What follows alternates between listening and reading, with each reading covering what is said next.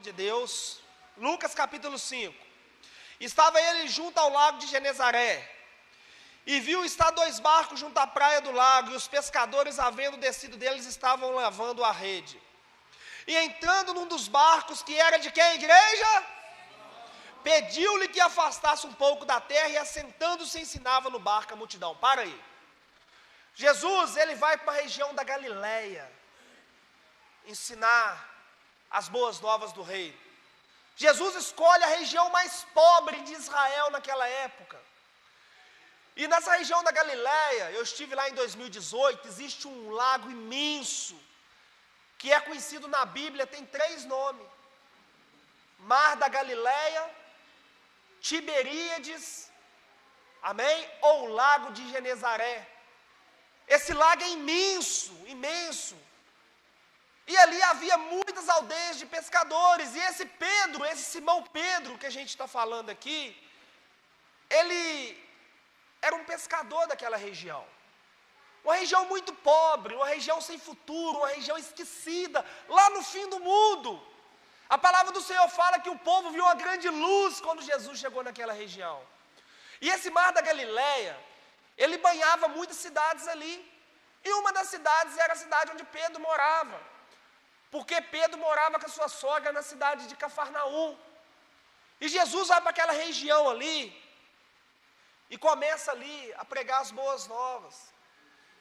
E Jesus vai pegar um barco de um homem ignorante, um pescador falido, um pescador destruído, sem futuro, revoltado com tudo.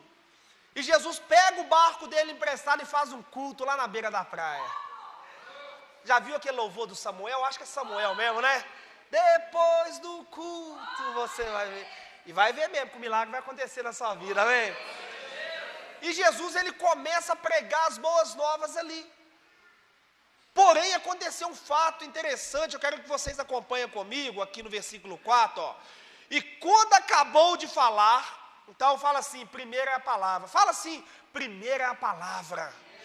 Repita comigo assim, primeiro é a salvação, depois as bênçãos. Amém? Deus quer te salvar para depois te abençoar. Amém? Adianta ser muito próximo e ir para o inferno? Tem um monte de igreja oferecendo prosperidade, oferecendo riquezas, né? Mas esquece de oferecer o essencial, que é a salvação. Por isso esse altar aqui, a prioridade é você ser salvo. João 8,32 diz, conhecereis a verdade vos libertará. Então olha aqui, ó, e quando acabou de pregar, disse a Simão, faze-te ao mar, alto e lançai as vossas redes para pescar. E respondendo Simão, disse-lhe, mestre, havendo trabalhado toda a noite, nada apanhamos, mas porque mandas, lançarei a rede. Mas peraí, Simão nem conhecia Pedro. Vai lançar a rede pela palavra daquele homem que ele ouviu uma pregação só? Talvez entrou pessoas aqui que não me conhecem. E eu não valo de nada. Eu perto de Cristo não sou nada. Mas talvez hoje o Espírito Santo vai usar os meus lábios para te fazer um convite. Para mudar a sua história, você que entrou aqui hoje. Você não pode continuar do jeito que você está.